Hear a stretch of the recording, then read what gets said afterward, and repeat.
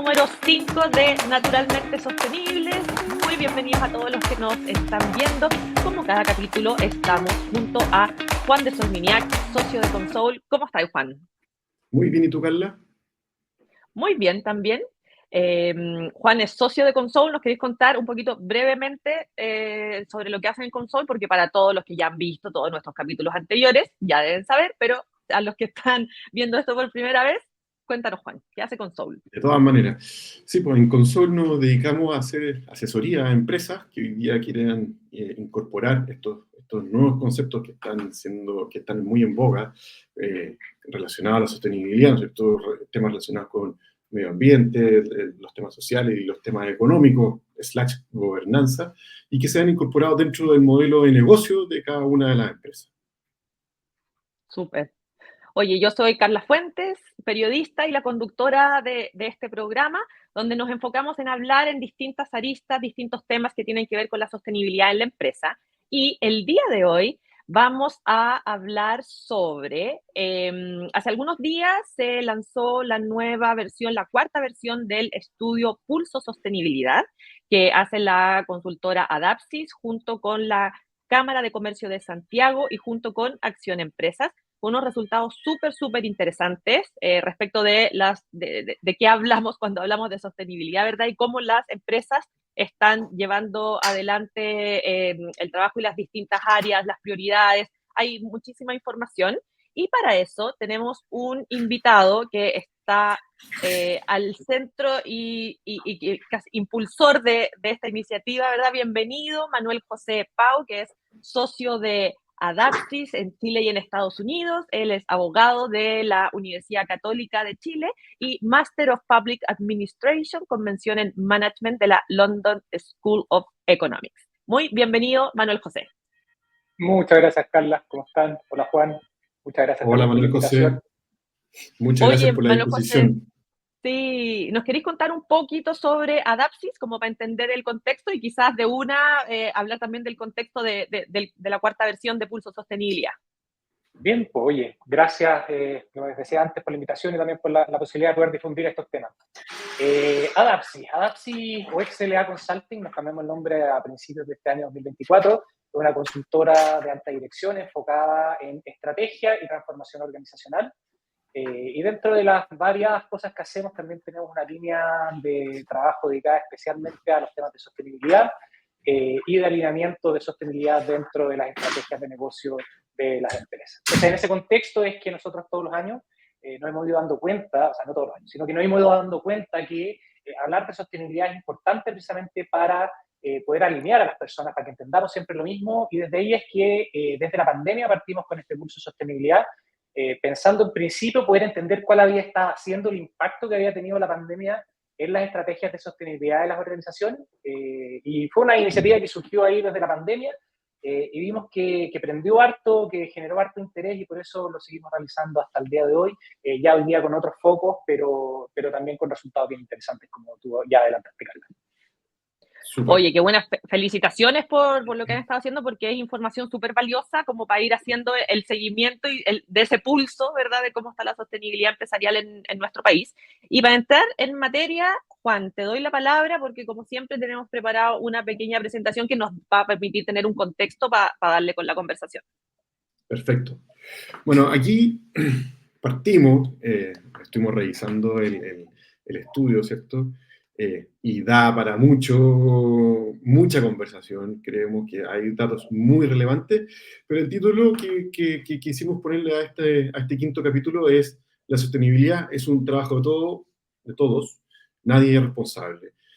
Es un título que realmente llama, que hay un poco contradictorio o que llama a tener una mirada un poco más diferente a lo que uno creería, pero esto lo queremos respaldar con ciertos datos que aparecieron en este cuarto pulso de sostenibilidad y que tiene que ver mucho con dónde se encuentra el área de sostenibilidad dentro de una empresa y de acuerdo a lo que ustedes ahí pudieron indagar, aparece como que hay una gran dispersión. Puede ser en asuntos corporativos, puede tener su propia oficina o lugar, ¿cierto?, dentro de la organización.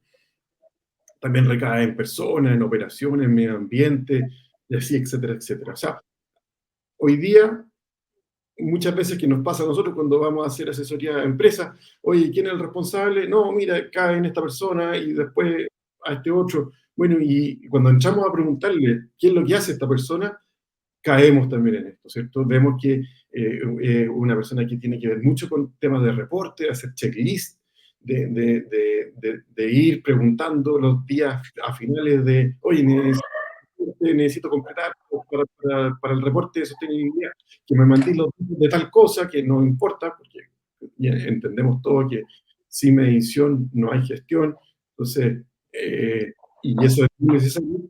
Y por último, ¿qué es lo que nos topamos? Es con el que, cuando ustedes preguntaron cuáles son los obstáculos 2024, estas son respuestas que nos salen también a menudo a nosotros. Que el foco excesivo en los resultados financieros del negocio. ¿Y qué significa eso? Que siempre estamos midiendo al 31 de diciembre el negocio, que es muy válido, pero vemos que hay una falta de una mirada más estratégica, porque como entendemos que la sostenibilidad no es una agenda al 31 de diciembre, sino que tiene este largo plazo, quedamos en eso, ¿no es cierto? Oye, ¿cómo se rentabiliza esto? Pero es que esto no tiene una rentabilidad ahora inmediata. ¿Y qué es lo que provoca esto? Estos son algunos de los impactos que ustedes lograron ver en su estudio. ¿Cierto? Que al no tener un área específica, hay un 59% de un desempeño insuficiente dentro de la empresa, que el 72% considera que la estrategia de negocio no está totalmente integrada a la estrategia de sostenibilidad. Para nosotros como Consol, hablar de sostenibilidad, siempre decimos sostenibilidad igual buen negocio. Y eso nos llamó mucho la atención de este estudio, y que el 67% considera que su empresa no se preocupa de sus proveedores. Todo esto está muy ligado con lo que nosotros hacemos, y es aquí donde, Manuel José, si tú nos puedes ahondar más en dónde debiese estar, a quién debiese reportar un área de sostenibilidad, tiene que estar sola, tiene que ser de todo. Cedemos ahí la palabra. Hay harto ahí. Oye, sí, está buena, me gustó esa frase. Aquí hay una paradoja que es bien interesante, y esta paradoja que está planteada ahí, respecto de quién es responsabilidad de esto, porque en estricto rigor no debiera ser responsabilidad de nadie, sino que de todos. Entonces hay una suerte de contradicción en tener área de sostenibilidad. Pero lo que es responsabilidad de todos, perdona, no es responsabilidad de nadie. Responsabilidad de nadie. Además, claro. Entonces, porque yo me acuerdo hace un tiempo leía una entrevista de una gerenta, creo que era de Coca-Cola en Brasil, de sostenibilidad, o la vicepresidenta de sostenibilidad para Sudamérica, algo por el estilo, y ella decía, mira, el éxito de mi trabajo es que mi cargo desaparezca. Porque en realidad lo que yo hago es tratar de que todos, al momento de tomar decisiones y al momento de actuar, lo hagan tomando criterios de sostenibilidad. Y los criterios de ¿y qué significa esos criterios de sostenibilidad? Bueno, depende de muchas cosas, del cargo, del negocio, etcétera. Pero en realidad hay una paradoja en que tenemos que crear un cargo para que este cargo después desaparezca. Porque lo que tiene que pasar es que todas las personas de la operación, de las áreas de apoyo, de las áreas comerciales, de la fábrica, de la planta, de donde sea, tienen que hacer su actuar, tener un actuar sostenible. Y que eso es la toma de decisiones, desde, oye, voy a ensuciar o no voy a ensuciar, voy a recoger el papel o no voy a recoger el papel, voy a invertir o no voy a invertir, etc. ¿Dónde invierto? ¿Cómo invierto? ¿De qué me preocupo? ¿De qué no me preocupo? Porque en realidad el gerente de sostenibilidad o el encargado del área de sostenibilidad, donde sea que esté, no saca nada haciendo bien sostenible. Si lo que tiene que lograr es que las otras personas, dentro de sus propias funciones, sean sostenibles. Y ahí, Oye, perdona, Carla, y ahí tú ves que las empresas hoy día, a nivel nacional, obviamente, exista desde la cabeza, o sea, que el ente superior, ¿cierto?, de toda empresa, de la cabeza, que esté el directorio, tengan ese concepto de que tiene que ser de todos, o cómo lo ven todavía, ¿lo ven muy periférico? ¿Cuál es tu visión? Porque para mí lo más importante sería, y siempre decimos, que ojalá poder llegar al directorio y que el directorio empuje esta agenda, y que sea preocupación de ellos que esto vaya tomando forma. Hay dos cosas. Creo que hace 5 años no. Cada vez más está esta mirada de esta área de todos y cada vez más está asumiéndose como una responsabilidad estratégica y está siendo un tema tratado de los directorios. Pero por otra parte está esta contradicción. Cuando hicimos el lanzamiento del Pulso de Sostenibilidad, uno de los panelistas mencionaba que, de acuerdo a la norma de la CNF, hicieron, ¿no es cierto?, miraron todas estas empresas que empezaron a reportar de acuerdo a la norma de la CNF, y dentro de las declaraciones que hacen los directorios había un porcentaje muy bajo, o sea, había un porcentaje alto de que les interesaba el tema y que lo estaban tratando, pero había un porcentaje muy bajo de directores que tenían competencia en esta materia, y era aún más bajo que tenían competencias comprobables, ¿ya? Entonces, por ese lado, y esto es una cosa que creo que es relativamente nueva, esto de que preocupe para todos. Ahora, respecto de si es que es algo si es que es una función puntual, yo creo que ahí falta más que en este avance hacia los directores. ¿Por qué te lo planteo? Porque yo creo que hay una disyuntiva entre la práctica, o sea, una contradicción entre la práctica y lo que decís. Típicamente, no sé, si han visto cuando se publican cargos de pega, típicamente, ¿qué estamos buscando? Oye, personas que se sientan dueños, que miren esto como negocio, que tengan una mirada amplia. Pero en la práctica, el corto plazo se come el largo plazo, y yo veo mucho, nosotros trabajamos con altos gerentes de recursos humanos, muchos gerentes que en realidad dicen una cosa, pero lo que les importa es contratar a alguien que haga el pega, ¿ya? ¿Y qué pega? La que yo te digo que y yo quiero, publico en el cargo mentes pensantes, pero en realidad lo que quiero es tener un obrero, una abejita ahí que idealmente no piense mucho ni mire para allá. Entonces, ¿por qué te planteo esto? Es porque creo que hay un default hoy día en las organizaciones de no integrar, de esta mirada poco amplia, de ¿sabes? Que yo tengo mi parcelita, tu parcelita es esa, y para no generarnos problemas, yo me dedico a las finanzas, tú te dedicas a la operación, y no integrar. Entonces, hay una cosa basal que impide muchas veces esa conexión, y las temáticas de sostenibilidad la requieren. No puede ser sostenible si no hay conversación, no puede ser sostenible si es que no se integran las áreas. Entonces, creo que hay una cosa en la retórica y hay un entendimiento de que es importante que esto sea transversal, pero en la práctica lo que pasa es que, ya, ¿sabes qué? ¿Para qué está? Y para que hagáis el reporte. Oye, le damos súper alta importancia al reporte, pero dedícate al reporte. ¿Y cómo se logra el avanzar de una mirada hacia otra? Porque, o sea, me parece súper interesante lo que estáis diciendo, y también desde el relato, como la sostenibilidad está en el centro de nuestro negocio, está en el centro de nuestro quehacer, es súper importante, por eso queremos tener, no sé, buscamos entonces un gerente de sostenibilidad que conozca, que sea proactivo, un montón de cosas, pero en la práctica queda más o menos encapsulado, porque el día a día o la cultura de la empresa, ¿verdad? Cuando quieren empezar con algo, quieren ponerlo en el centro, pero en la práctica no se puede tanto. ¿Cómo se genera como ese cambio cultural, verdad? De tengo la intención, tengo la voluntad de hacerlo, pero en la práctica terminan haciendo el reporte y en verdad se vuelve el checklist, que es que viéndolo desde el vaso medio lleno y con el optimismo, es un súper buen punto de partida. Qué bueno que lo estás haciendo. Entre no hacerlo y hacerlo, es mucho mejor hacerlo, ¿verdad? Pero ¿cómo seguir avanzando para dar ese siguiente paso?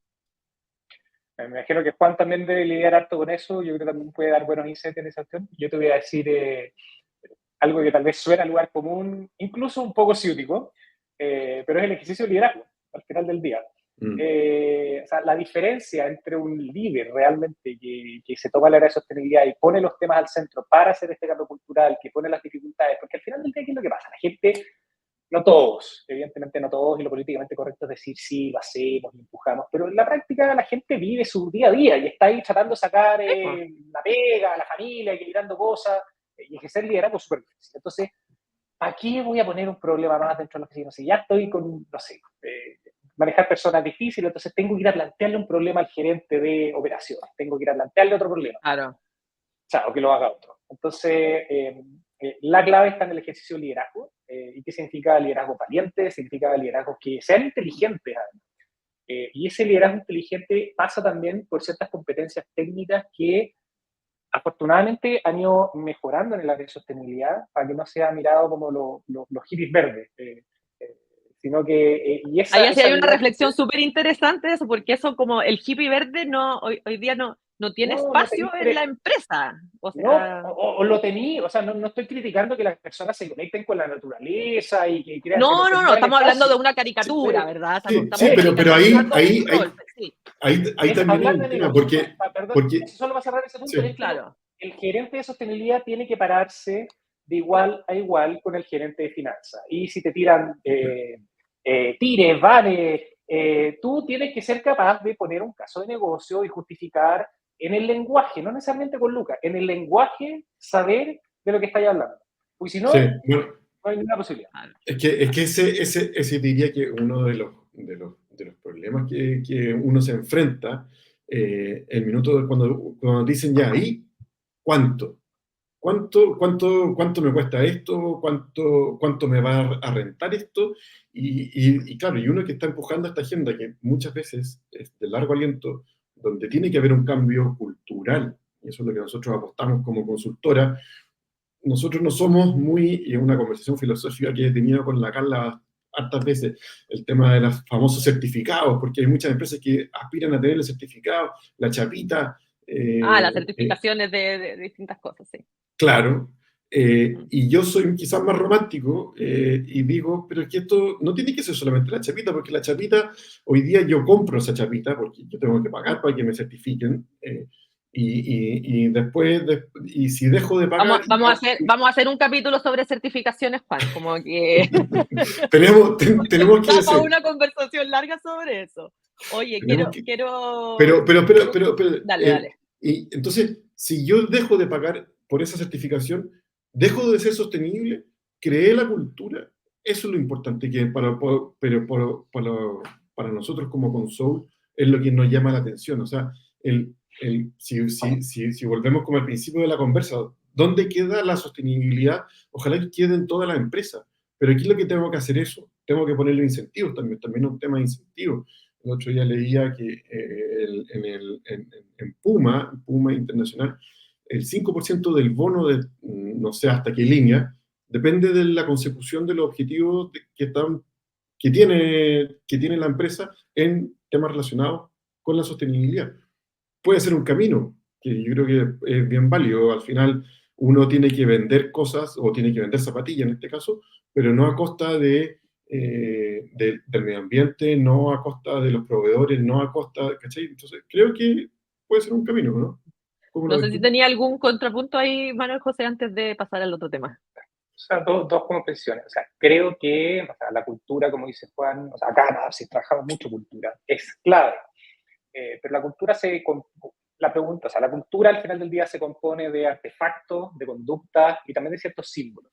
Entonces, para poder instalar ciertas conductas, necesariamente hay que extremar, ¿no es cierto?, el péndulo para que esos símbolos estén presentes y la gente se acuerde de que tiene que desaprender ciertas conductas y volver a aprender esas nuevas conductas.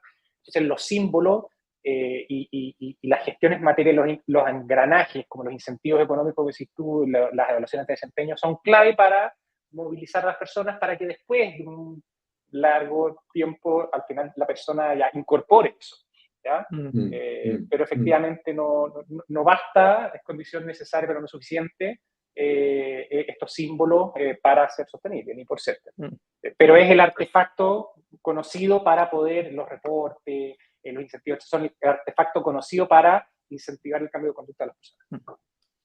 Buenísimo. Oye, quiero que vayamos a un segundo tema para profundizar respecto de los resultados que tuvieron en el estudio.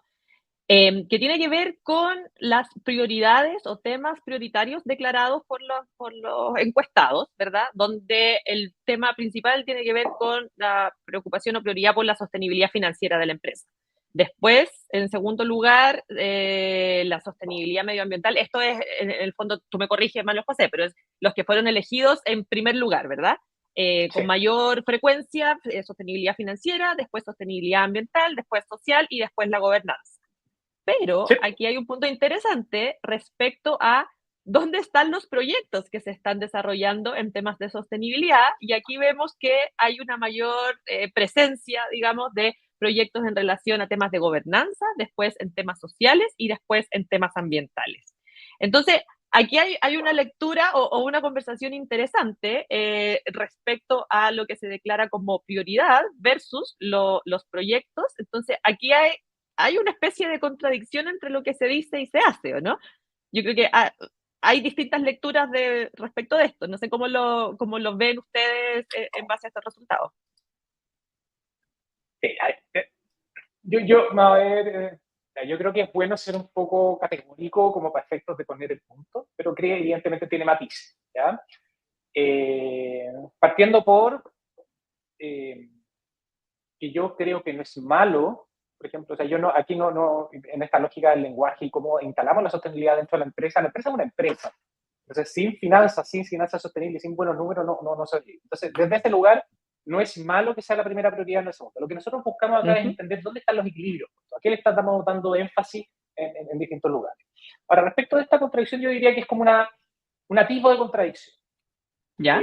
Porque uno podría poner, porque esta información está sobre la base de cantidad de proyectos, pero por su propia naturaleza, los proyectos ambientales y los proyectos medioambientales y los proyectos sociales o son mucho más caros en términos de lucas, cuánto hay que invertir para sacarlos adelante, o son mucho más complejos que los proyectos de gobernanza, ¿ya? Entonces, ¿cuál es la contradicción o cuál podría ser el problema que hay detrás de esta cifra? No es tanto en lo absoluto, sino que es que yo me vista o haga checks y diga, soy sostenible porque tengo esta serie de proyectos, pero que en realidad los proyectos de gobernanza, muchos de ellos vienen por exigencias legales o muchos vienen por exigencias de las grandes corporaciones que necesitan cierta estructura interna que ayuden, ¿no es cierto?, precisamente a transparentar ciertas cosas en esas estructuras internacionales. Entonces, a lo que voy es que no tiene que creerse que por cumplir solamente una parte de ciertos proyectos estamos siendo sostenibles. Entonces, ahí es donde podría estar la contradicción y es lo que queremos mostrar con eso, ¿ya? Pero efectivamente los proyectos ambientales, los proyectos sociales son mucho más complejos que los proyectos de gobernanza. En esta categorización más clásica última del ESG o la ESG, ¿cierto?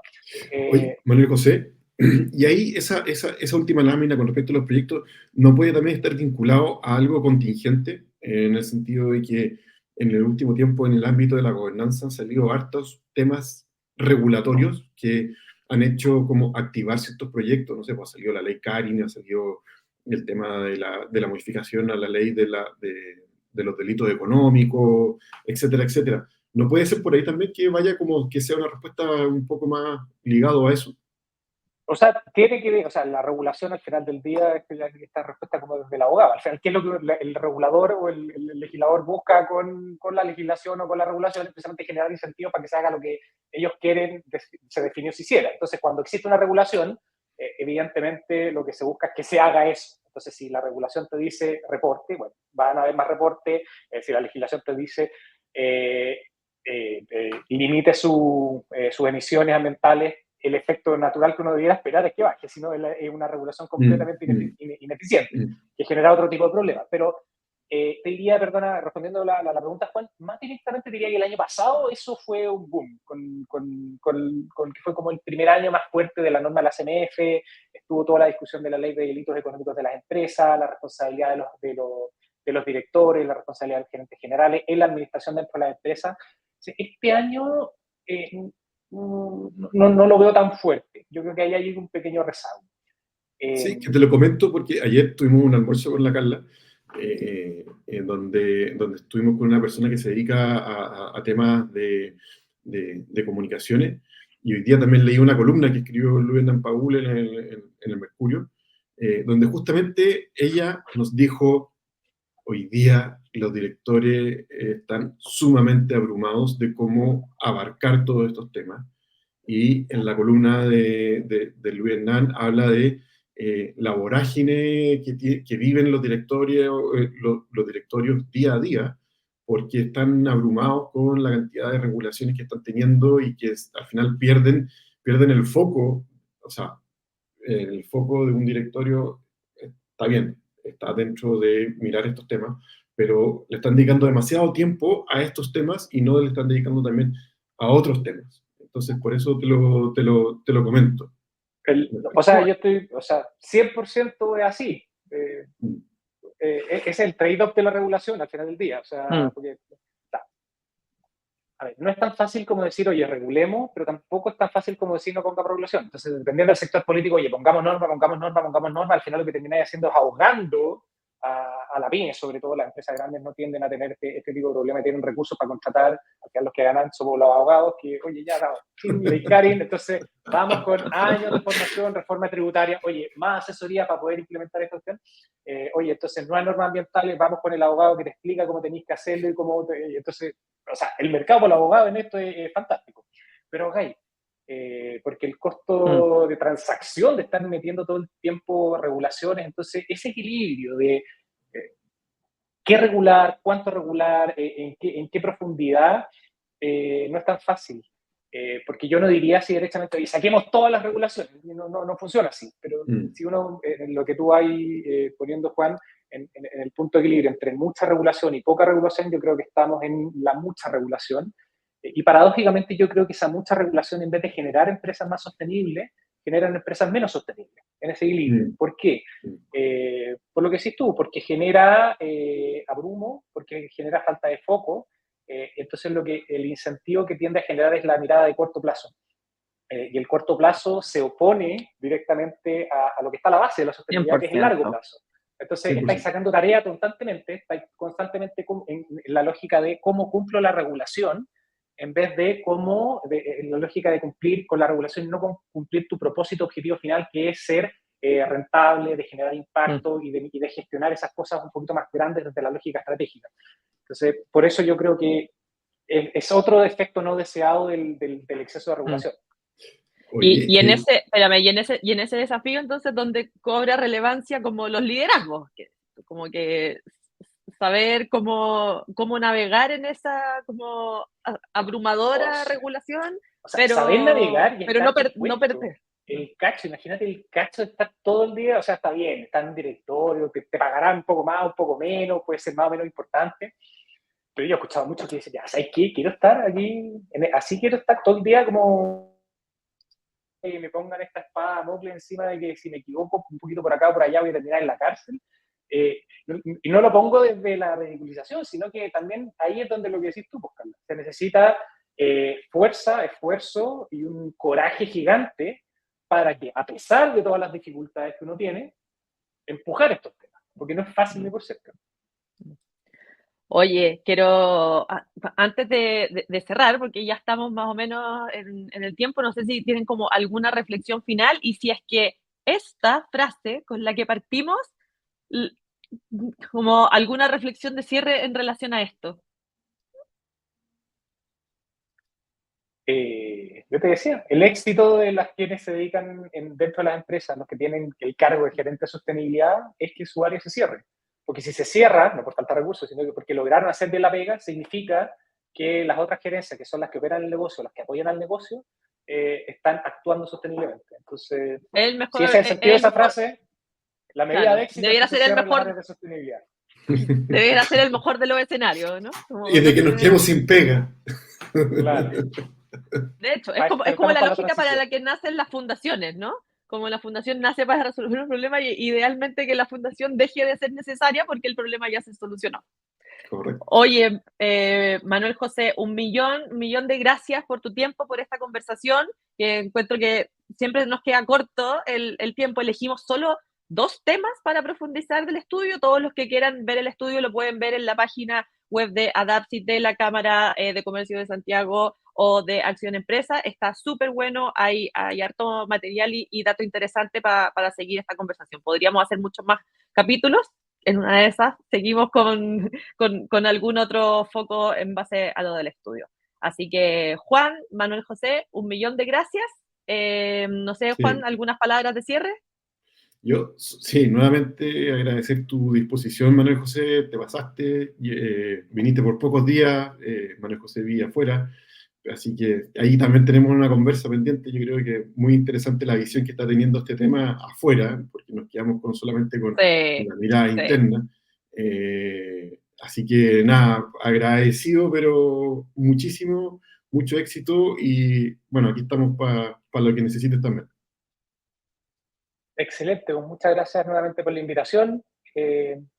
sigamos conversando de estos temas. Yo creo que en parte eso es responsabilidad de todos y es lo que va generando frutos de ir instalando estas temáticas, porque si no se conversa queda escondido y si queda escondido no hay muchas posibilidades de que avancemos.